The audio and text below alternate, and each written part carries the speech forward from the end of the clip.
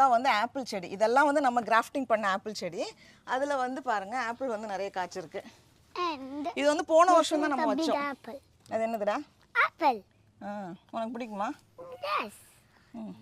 நல்லா வந்துட்டு இருக்கு. எனக்கு என்னவோ அணில் வந்து இந்த வருஷமும் எல்லாத்தையும் எடுத்து போயிடும்னு நினைக்கிறேன். This is the நோய்க்குட்டி season, so நோய்க்குட்டி is all eating our leaves. நோய்க்குட்டி வந்து சாப்பிட்டுட்டாடா. இது வந்து நாங்கள் எங்கள் ஊரில் வந்து அந்த கம்பளிப்பூச்சியை வந்து என்ன சொல்லுவோம், மைக்குட்டி அப்படிம்போம். அவளுக்கு வந்து வராது வாயில், அதனால நோய்க்குட்டி. திஸ் இஸ் நோய்க்குட்டி சீசன், அதனால எல்லாம் வந்து சாப்பிட்டுடுச்சு அப்படிங்கிறா. ஆப்பிளுக்கு வந்து கொஞ்சம் குளிர் வேணும்.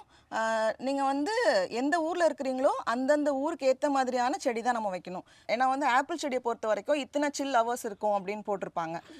இந்தந்த செடிக்கு வந்து இத்தனை மணி நேரம் குளிர் வந்தால் தான் அது வந்து பூ பூத்து காய் பிடிக்கும்.